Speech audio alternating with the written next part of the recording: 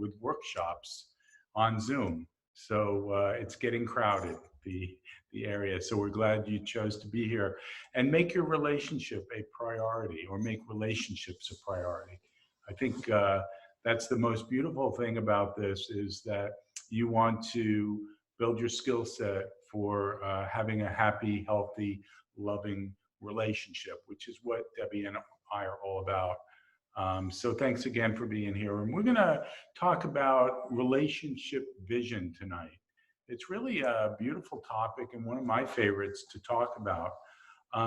So, to start off, just think about it. We all come to our relationship with dreams, with values, with ideas about what we want for our relationship. And we come to it, but oftentimes we don't actually sit down together and share notes and have a conversation, have a dialogue about what those dreams, what my vision, what my ideals, what my goals are for moving forward in our relationship together. It's almost like we assume they're aligned because we're having so much fun together. Exactly. Yeah. Exactly. When I was a kid, there was a poster, and I found it and I hung it up in my room, and it was "Be the Dream." Simple, right? Be the dream. But it had a profound impact on me, just that statement. And of course, as time went on, I started to understand what that really meant. You think about Martin Luther King, for example, with his speech, "I Had a Dream," and how powerful that is to have a dream. And, John F. Kennedy, when he decided to go to the moon, and how powerful that vision was to take us there. And so, there is power in vision. And, this is almost cliche. And I don't want to sound cliche, but, you've heard the expression, you create your own reality. We create our own realities. Another way that you sometimes hear people talk about it is, you are the master of your own destiny. So as cliche as it sounds, it's still very profound. We do create our own realities. We do create the world we see in front of us. And if you're honest with yourself and you look deeply into your own relationship, you will realize that you created that relationship. For better, for worse. For better or for worse, exactly.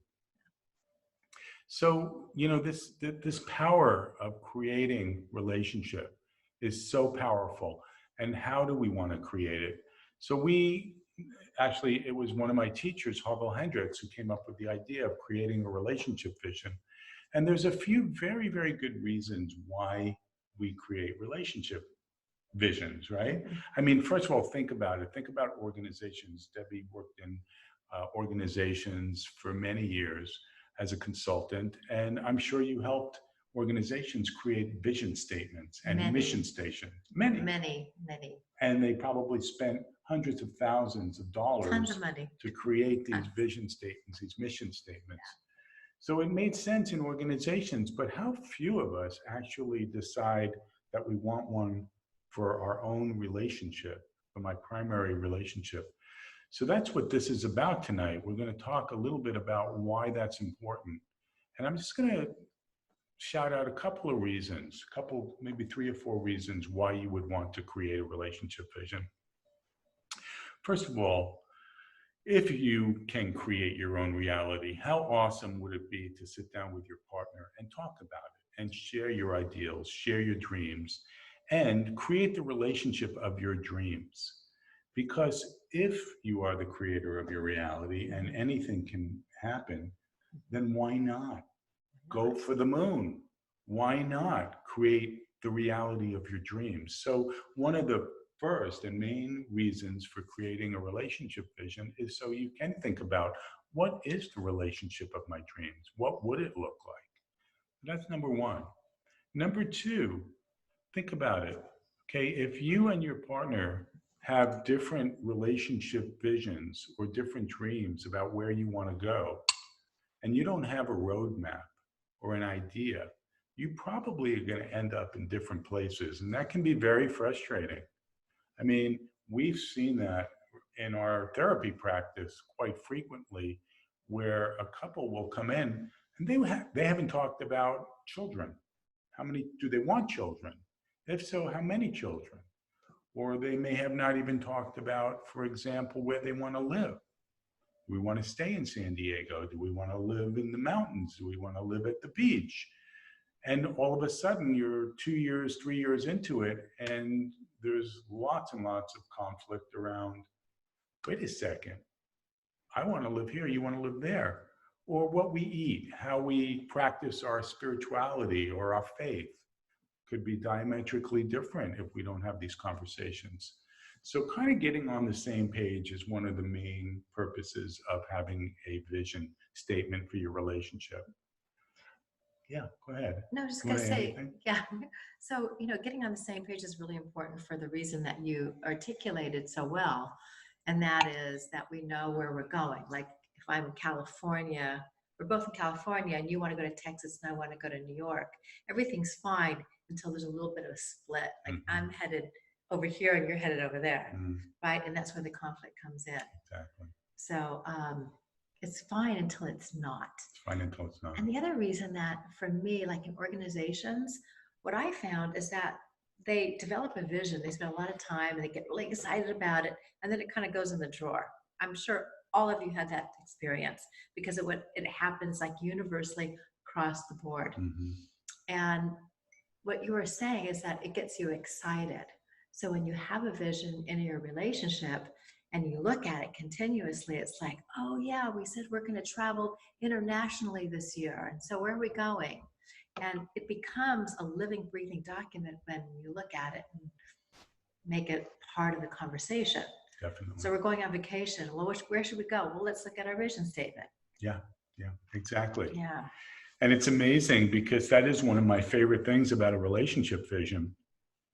It becomes a practice. And those of you who've been listening know that I'm big on rituals and I'm big on practices, relationship practices. And reading your relationship vision once it's complete to each other on a regular basis becomes a beautiful practice for each other because it is a living, breathing document that needs to be tweaked and changed depending on what's going on. So year after year, your relationship vision may look very different, but you're adding to it, you're taking away. But the point is you're practicing with each other. You're talking about it. These relationship visions create conversations about who are we as a couple? What do we want? What does our ideal relationship look like? And we get to talk about that regularly. And finally, I would say that one of the beautiful things about a vision for relationships is that it drives your decisions and your choices almost on a daily basis. You're thinking about it. And whenever you make a decision that involves the two of you, you're reflecting back. And what's so amazing, and I say this in all honesty because I've been doing these visions for a long time, is when they start to manifest, when they start to materialize, you feel so happy. You feel so powerful. You feel like you have actually kind of invested in your life in such a big way. And if there's one thing that's the most beautiful aspect of being human, it's creativity. It's creating things out of nothing. And so you have an idea, you have a dream, and a year later you see that dream manifesting, and it's like, oh, wow, I'm powerful. And that's what's so beautiful about it. And we love owning our power in that way. So this is just sort of the overview of the why. Why would you even consider creating a relationship vision? And do you have anything you want to share about that before you talk about the law of attraction? About the why? No, I think you summed it up really well. It taps into who we are as human beings and the unique talent that we have and the ability we have is to go out there and create. And I think when we put things down into a vision and we see it manifest, it does, like you said, it reinforces that. But sometimes what's so interesting is we put something down and it manifests and we forget that we were the creators of that because the vision may be tucked away or whatever. But the reality is, wait a second, we said we were going to do that. And look we did it. So it can have its power even if we do tuck it away for a little bit. Because once we put it out in the universe and we really want it in our hearts and our souls, it manifests. Yeah, it's like there's this place out there where your ideas go, and they don't just go away. They're there, they're percolating. And Abraham Hicks likes to call it the vortex. It's a place where all your manifestations sit. And over time, it's where, as you put juice into it, they begin to fermentate, and they begin to become manifest reality. So yeah, it's sometimes it's sitting there for a while. So Yeah. tell us about Abraham and the law of attraction, because this is a key piece. It's like this goes hand in hand with what a vision Right, is. right. So we've talked in prior sessions, whatever you call these little Zoom things. We've talked about the law of attraction. And the reason that's so important and relevant to today's discussion is because the law of attraction again says that anything we focus on tends to expand and manifest in our reality. And that goes for positive and negative. So we're kind of pre-programmed, most human beings, to focus on the negative. And we've talked about that as well. If my partner's not doing something that I want him to do, I focus on it until I'm able to correct the behavior. And taken like into a larger like view, if he keeps doing the same thing over and over again, then my mind is going to anticipate it. And my mind is going to focus on creating a vision of the dreaded future. And if I keep doing that over and over again, oh God, he came home from work and he's going to put all of his stuff down on the table. I told him not to. Just watch. And so I'm starting to see it in my mind, and I'm visioning it before he even does it. And he may or may not do it, but probably he will. And I venture to say, based on what we know in neuroscience and all the research that's coming out, is I kind of created that. Mm-hmm. I created it because I visioned it. Mm-hmm. I saw it in such vivid detail, him coming home and putting his stuff where he wasn't supposed to put it. And your reaction to it. And then, of course, my reaction to it. So we do the reverse of what we're talking about today. We do create visions all the time, but we create negative visions without even realizing it. Somebody bugs me, I visualize how they're really going to bug me. Somebody annoys me, I visualize how they can possibly really annoy me. And I wait for it to happen, and it does. So the beauty of that is it underscores how powerful we are as human beings. We can create just about anything we want in the world if we put the right ingredients in. And what are the right ingredients? Thought and emotion. So when he comes into the door and I'm thinking he's going to put his stuff on the table that I don't want him to put it on, that's my thought. He always does it. He's going to do it today. And I'm getting really upset about it. So I've got thought and emotion. And I also have the visualization of what I anticipate happening. All the key ingredients are there to manifest it. Mm. And so we do that all the time. We're great manifestors, but usually in the wrong direction. And so today, what's so exciting is when you really believe and understand how powerful we are of creating something from nothing, then if we take that and apply it to what we really want to create, then we become true creators, true manifestors. And life goes from being pretty good or not very good to super empowering and full of potential and exciting. We have a limited time here. What do you want to do with it? What do you want to do with it as an individual? And what do you want to do with it as in your relationship? Mm-hmm. And so often when couples come into our offices, we hear things like, well, I'm not very good at this, or I don't do that very well, or this is just the way it is. And we would venture to say that that's just like the story you've told yourself and what you've created, but it doesn't have to dictate your future at all. Yeah, so, and on the heels of that, I think Debbie's, what she's saying, just to underline it, is that basically we end up talking to each other about what we don't want instead of what we do want. And when you talk to somebody, when you talk to your partner about what you don't want, you are going to get what you don't want. Right. If you talk to your partner about what you do want, you're going to get what you do want. So languaging becomes extremely important. We tend to move into that realm of talking to each other and sort of let's eliminate negative behaviors by focusing on those behaviors. And of course, that brings a lot of emotion up for me. So it's the law of attraction says, as Debbie says, it's going to manifest. You know, it's kind of like a self-fulfilling prophecy. It's the same concept. Mm-hmm. So that's the area that we're trying to move into. And what we want everybody to do is begin to feel empowered, that you are a co-creator with your partner, that you can have any kind of relationship that you want.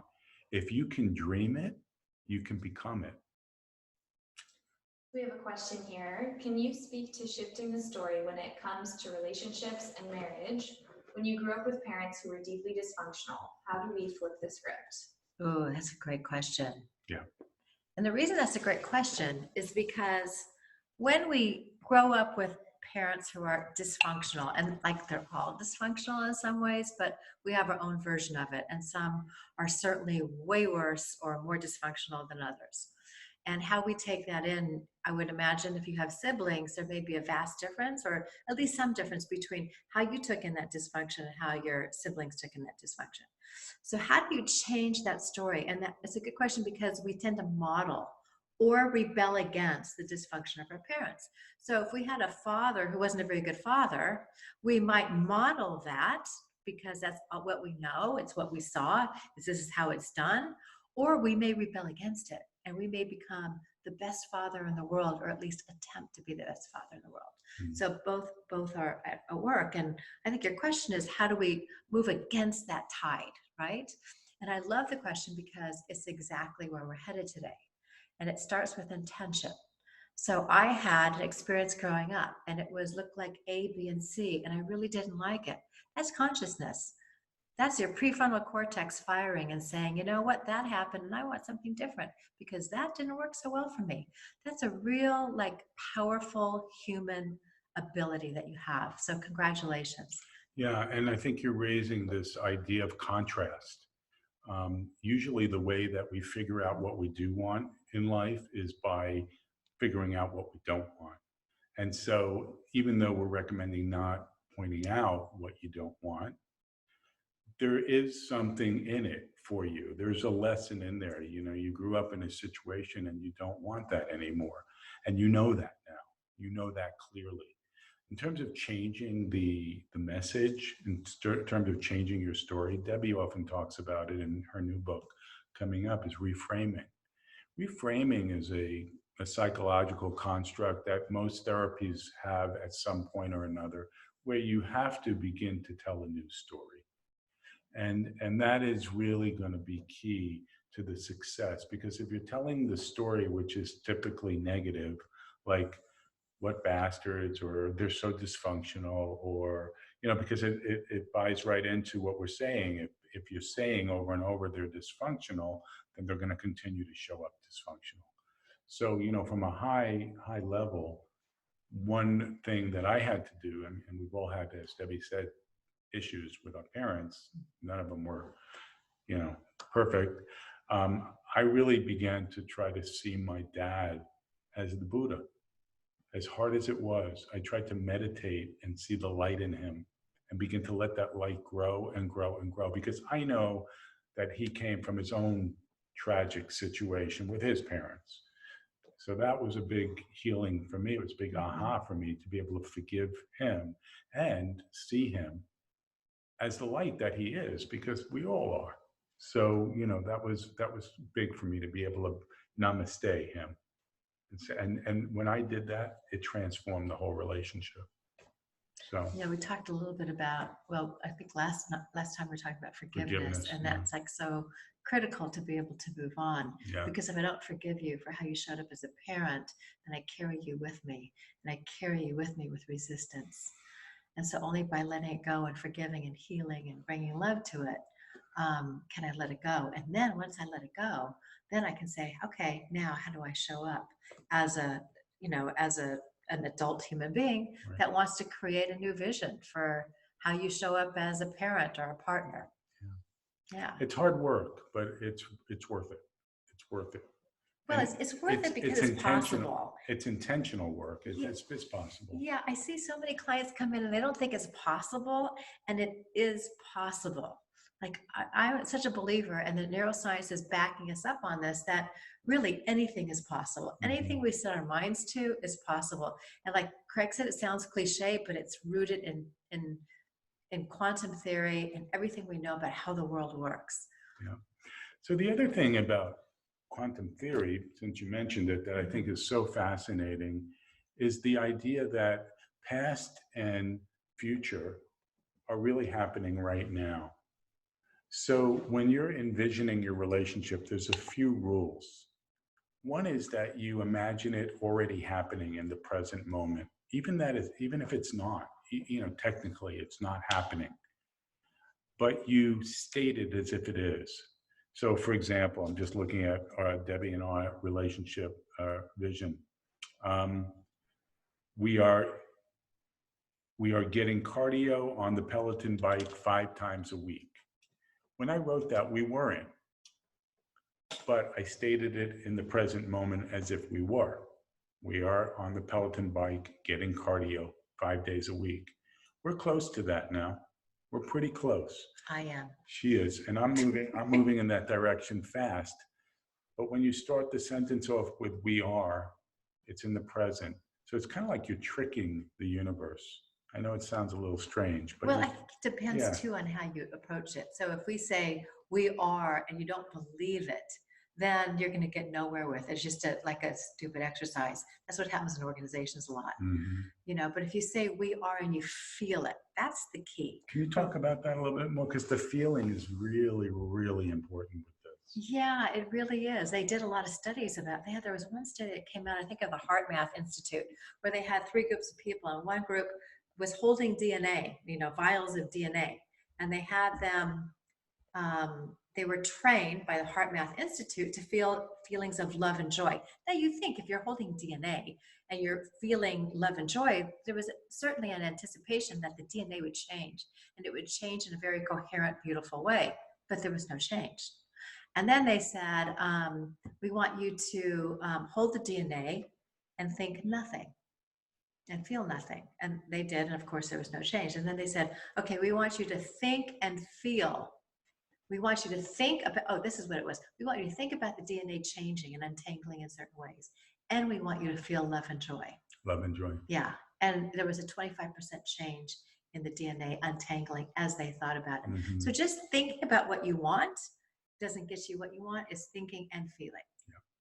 And that's why when you do a relationship vision, it's so important to connect your feelings and your emotions to the idea that you're trying to create. Right. So in our form, we have a form. Anybody who wants it, by the way, we have a whole relationship vision process. I'm going to tell you a little bit about it in a few minutes, but if you want to try this and do this at home, just let me know and I'm happy to send it to you. Just email me and I'll send you off the forms. It's what we use with our clients. Yeah. So, let me just tell you a little bit about the process of creating a relationship vision. Okay. But do you want to do that little exercise first, just to show the out-of-year exercise? Okay. So this is an exercise. And did you want them to be thinking of a vision as well? Yeah. So we're going to show you how we have clients who come into our office create a relationship vision. Craig will take you through that process. And you can think about maybe one statement. And if there's one statement in that vision that you guys get stuck on, then feel free to chat us and we can talk to you directly about that. Maybe help you get unstuck. But when we're working with clients on visions, we often do this exercise, and I call it the 1-minute exercise. And I love it because it gets us out of our heads and more into our hearts. It taps into our subconscious desires, and because when we're in our heads, everything gets stuck.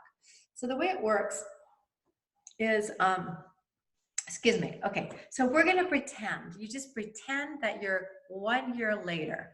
So what's the date today? May 4th, 2020.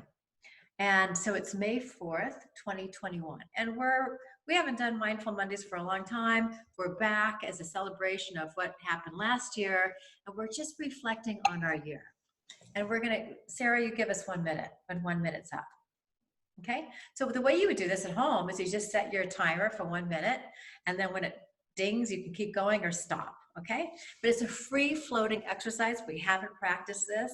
And it's like whatever comes to mind. But the way you do this is you put into your conversation things that you really think would take maybe 5 or 10 years.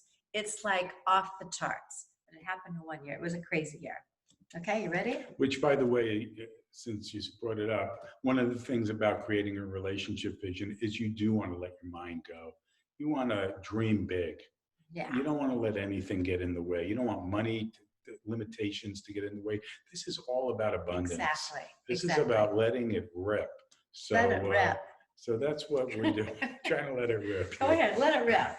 Okay. So it's a year has gone by. It's a like year. We're reflecting. We had the most amazing year. We're just going to talk about it. What a year. Do you want to talk to them? Sure. Okay. Tell them about it. Yeah. So it's so good to be back, you guys. It's been over a year, just about a year. Actually, it was exactly a year today.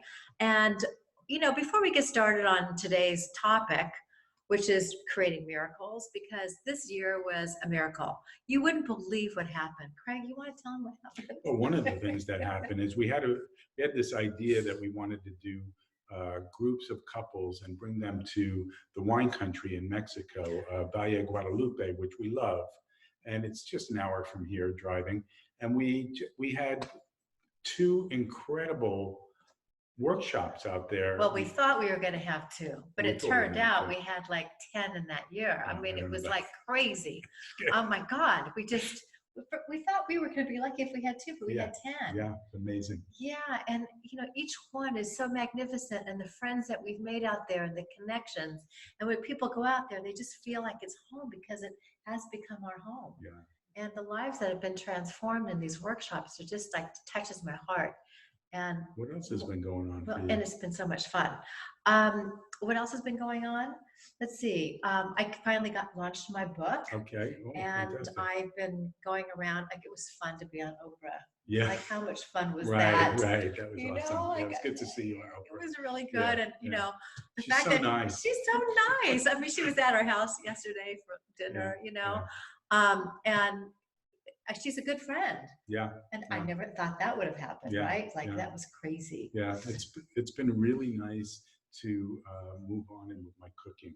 I have learned so many new dishes. I am preparing the most incredible dishes from my friends and from my family. And last night was a beautiful paella dish. And I am just like taking off on these recipes. Like almost like a professional I'm like a professional chef almost. And remember how you used to say, when are you going to cook a meal? None of that anymore. None of it. Yeah. No, you don't have to worry about cooking. Yeah. I love cooking. And you love doing the dishes. I wouldn't go that far. But, you know, his meals are incredible, and the joy he gets out of making us happy is awesome. And we balance that with going out to eat, and the travel has been amazing. So we did all these wine things, but we also started doing international retreats. We've gone to Europe, and we've got one coming up in Australia, and they're just so easy and fun. And living in Portugal for those 2 months was amazing. That was we really had such an crazy. awesome That was time. just like a crazy idea. Let's go to Portugal and live for 2 months. Yeah, we it was did great. it. We tried it and it happened. Yeah. You know what was funny? If I reflect back to a year ago, we were teaching vision. Yeah. And we were teaching like how to make it happen, like to be light and easy and really believe it. Like, don't get too in your head. And we did that. Yeah. And then we went to bed that night. We created this vision, and it's like, oh my God, look what happened. Yeah. So there you go. Good. So that's a little fun. That's way the 1-minute exercise. To play with it. You know, it's beautiful. It really is. I love that exercise. When I did it for the first time, somebody asked me, I was working at SDG&E. Somebody said, well, I was talking about going out on my own and being a consultant. And I did the whole Oprah thing. That still hasn't come. The Oprah thing's been like there for a while. But anyhow, so she said, well, what's the name of your business? And I never thought of it, you know, because I was just dreaming. And I said, that's such a good question. The name of my business is Excellence Within. And that was my name for probably 15 years. And it was great because it captured the essence of the business. Beautiful. Yeah. Beautiful. So let's say you want to, this is one game you could play, but let's say you want to create a relationship vision. Again, you email me and I'll send you the forms for this, or you can create your own. But here's the kind of the process for doing that. Okay, so first of all, what you want to do is do it individually with your partner. You don't want to do it together initially. Individually. In other words, you both separate. You're writing your own relationship vision without your partner initially. You both take separate sheets of paper, and on that piece of paper, you're going to write, I would say, at least 10 visions. And you can think of them in terms of categories. For example, how you care for each other, how you express your love for each other, how you travel together. Is how, it in here in the book? Do we If have you it? have it. So if you have the book, I think the documents are in here. And, I'm pretty sure. your health, and Right. talk about your health, talk about your family and your friends, how you connect with them. You can talk about your intimacy, your sex life, and how wonderful and fantastic it is. You can talk about your, what else is there? I'm trying to think off the top of my head. Did you say physical fitness? Physical travel, fitness, I mean, health, travel, those things. finances. Yeah. Your just- finances, and that's interesting because finances is one of the ones that a lot of couples don't talk about. And they come into our office and they're diametrically opposed often on savings and how you spend money. So that's a good one. Finances, what do you want? What do you imagine? Kids, right? Kids, family. So all those things, write down your categories. And then you want to write at least 10 statements of 10? at least 10. Really? And here's the rule, it has to be in the present moment. So start every sentence off with the word we. So as I said, for example, if I'm looking at Debbie in mind, we respect, rely on, and trust each other. We share our innermost thoughts and feelings. We feel safe and secure with each other. We look out for each other's best interest. We are open about talking about money, sex, and any sensitive topics. So these are some of our ideas on our vision. Again, starting everyone with the word we. The other thing is you want to keep everyone in the affirmative. Everyone needs to be positive for all the reasons we're talking about. You don't want to state it as a negative because it will come out as a negative. You want to state it as a positive. So instead of saying, for example, we don't fight, you would say we settle our differences peacefully. So that's more of a positive way of expressing it. That's important because the subconscious downloads everything. They'll be saying Yeah. the subconscious downloads everything. So if you state it as a negative, it's going to be downloaded into your subconscious as a negative. Yeah. So, so those are the two rules. You want to state it in the positive. You want to start with the word we. Again, that's the idea of it's in the present moment already happening. And so as you begin to do this separately, you want to finish your list. Then you come together with your partner, and the two of you sit down, give yourself, plenty of time, and then each of you read yours to your partner. So separate relationship visions, reading them to each other. And as you go, you're going to notice similarities, areas where you both agree, and you're going to circle those because those are going on your relationship vision, the final relationship vision, which is the two of them being merged together. So you're going to have your two separate, merge them into one with the commonalities that you both have. Now, there'll be things on each of your list that the other person doesn't have, but they agree with, and you're going to put that on the final list as well. What you don't want to put on the list are things that you disagree upon. So there may be things in there that you both feel, for example, let's say one of you wants to go hot air ballooning. And that's an important thing for you. You like to take risks, but your partner doesn't. You're not going to put that on your relationship vision. You're going to put it under the line and you're going to have a conversation about it. So that's sort of the structure of it. Once you merge the two into one, it's very important, as Debbie was saying, that it doesn't collect dust, that it is a living, breathing document. Even if you can create a beautiful masterpiece out of it, make it pretty, make it nice, frame it, you can color it, you can do all kinds. You can put pictures on it, Photoshop it, and then hang it up. And our goal is that you would read it every day for 40 days. 40 days seems to be a powerful, powerful number. You do anything for 40 days straight, there's a very good chance it's going to, boom, manifest very quickly. Sarah and I took the abundance book, and we did an abundance training for 40 days where we read the same thing. It was about financial abundance, but all kinds of abundance, really. And there were miracles that were occurring after those 40 days. It was amazing. She dropped out, but I kept up. Sarah kept it going. So that's the idea. Again, you know, I can send you the instructions. I can send you the forms for this. Just let me know if you want them.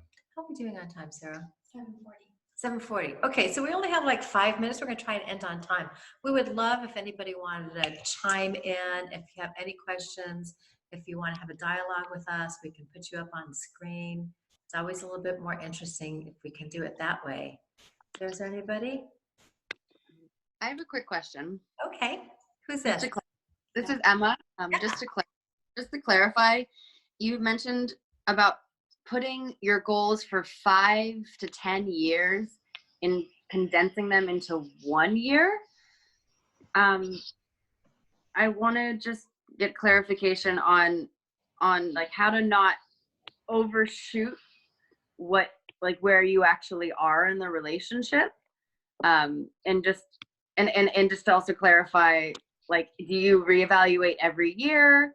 I think it's great that you add to things and subtract, like maybe once a year, but can you just clarify more on not adding too much in and just focusing on the 1 year and what's achievable on the 1 year? So when you're doing that exercise, it's really to free up the conscious mind. And so you don't want to be restrained by the conscious mind saying, oh, I can't get that done in a year. Because the essence of the exercise is really to dig deep inside and say, what's in my heart in terms of what I want to accomplish? So whether, like what we just said, would happen in a year, probably not, but it kind of unearthed our deep desires. And that's really the purpose of the exercise. When it comes to actually putting your vision down on paper for your 1 year, it would be different. But we tend to underestimate what we can achieve in the long run and overestimate what we can achieve in the short run. Yeah, and I think that exercise that Debbie did is different, a little bit different from the exercise I'm proposing. Yeah, very different. I think that was more of a like let it rip type of thing. The relationship vision also is a let it rip, but I think that you have to assess who you're with. And I think that your vision is going to be based on what the two of you can do, want to do, will do together. And if you don't believe what you're writing, then it's not going to, it's just going to fall flat. So yeah, it's got to be based on some reality of what your desire is in that particular relationship with that particular person. And it could be big. It could be out of the park. Like we're traveling around the world together. We both work. We both love working in the field of. We go to South America, and we work in the jungles of the Amazon together. That might be a vision that you could have. Don't forget, you're going to get a reality check from your partner who's going to say, no, that's actually not part of my vision. So we have a question. What is it to revisit the vision anniversary date? Say that again? What is it to revisit the vision anniversary date? What was that exercise? Oh, so the one that the 1 minute. What is it? To revisit it? Any suggestions? I would just, again, it's really an exercise to just free up the mind and explore what's possible. Going back a little bit to Emma's statement, I kind of pushed the boundaries on that exercise. And the boundaries was he was going to cook and I was never going to cook. But wasn't it? What did I say? Like, you don't even want me to cook anymore. Right, or something like that. And I knew that was pushing the boundary. If he said yes, and that was really his vision, like, bingo, we're great. But he didn't. He pushed back a little bit and said, well, I don't know about that. But we were still doing the exercise, which was just free form, throw stuff out, get excited about it. And that was a good example of like, okay, so that's not going to work, but we keep going. Yeah, like even the idea of 10 workshops in the winery, I would push back on that for sure. If we were putting pen to paper. If we putting pen to paper, I would definitely push back on that. But, I would probably say 3, 4, I would compromise somewhere. Yes, and that's the difference between that exercise and actually Yeah. creating a vision. Right, That exercise is just free it up and see what's inside. right. Now, if you're in a relationship where it's like not a marriage and you don't know what it is, you have to bring context to the exercise. Like, let's just do this exercise. It's fun, and we're going to throw things out there. And if we disagree with each other, it's okay. Yeah. And it will just look like, oh, that's crazy. No, that isn't what happened. Right, right. You know, you just play with it. And- Again, have fun with it. Just see what unfolds. Fun, It's- key word, fun. The other thing is with the anniversary date, I just want to say that this has to be a living, breathing process. So you want to revisit it more than once a year. Yeah. Do it once a month is what I would say. Yeah. Can you touch on preconceived notions? Preconceived notions. Can you say a little bit Yeah, a more little about bit that? more on that. And Do you- that's to Daniel, if you could just elaborate a little bit, preconceived notions in terms of. Daniel, do you mind coming up so we can talk to you and ask you? No, that's dangerous at with this much time left. So if I was thinking of preconceived notions, I would think that somebody's cutting themselves off from dreaming, from going big, because they have a preconceived notion about what is possible. And yeah, that's going to be a limiting factor. Yeah. This whole exercise, the vision, and what Debbie and I were doing is to free your mind to From be able those, yeah. from those restrictions and to let yourself loose a little bit. So for people who are very, pragmatic and very intellectual and might have a hard time imagining what something like this might look like, it could be hard. It could be a challenge. Yeah, I see that when I do it with Yeah. couples, that, the more analytical you are and the more pragmatic you are, it's tough, but not unworthy and not invaluable. Yeah. It is invaluable. Yeah. It's a good practice. And the more you do something like that and just play with it, the easier it gets. Sorry, But guys. then oh, there you go. You hear me now? Yeah. Let's see if we can see them. Yeah, I can. Yeah, I should be on video as well. Yeah. You are. You're just like really smart, trying to make it a little bigger. Cool. Yeah. So I think that is a big thing in my relationship is preconceived notions. It's just like it's gonna be bad, and then of course it's bad, and I don't like, without going into too much in depth, it's it's a bad thing. So I'm just trying to figure out how to navigate through that. Mm-hmm, mm-hmm. So it sounds like she's thinking about the relationship and throwing a lot in what you would describe as bad, maybe negative outcomes or things into the relationship that might be driving it in a direction that you really Right. don't want it to go. And so this is sort of this whole idea of being able to sort of have these conversations with her. We haven't talked about this, Daniel, but we really do need to, is when you're having a need or a want and you're unable to express that to your partner in a positive way, how to do that. So this really sounds like it requires a conversation, that you're concerned about her negativity or her putting up roadblocks or sending the relationship in a direction that you don't think is healthy. So how do you have those conversations? So I think we can talk about that in another session for sure. Right. Okay. Thank you. Thanks for the question. Appreciate you guys. Thanks, Daniel. Okay, Okay. I think that's going to be it for tonight. What are you talking about next week? So Was that a next, question? That's like, what's the name of your company? So what we're talking about next week is, did we decide? no, we If haven't. Somebody wanted us to talk about sex. Now I'm really open to doing that. Talking about intimacy and our sex lives. We talked about emotional intimacy a few weeks ago. So that's one option we're thinking about. Another option would be how do you talk to each other when you have needs, unexpressed needs, wants, desires, and you don't feel safe or comfortable enough to actually talk to your partner about that. So how do you break through those kinds of barriers like Daniel was talking about? So that's another possibility. And if you guys, again, have any suggestions, Please. please text us, email us. Is all that information available? Yeah. Because we would love to hear from you. Thank you so much for being here. You're really a beautiful community. This is the Mindful Couple Mindful Monday, and we are really excited that you're here, and thank you for making your relationship a priority. Yeah, we just so appreciate like showing up and putting the time and effort into it, because that's what it takes. You bet. So, Have a good night. bye. Good night. Thank you. Welcome. Enjoy.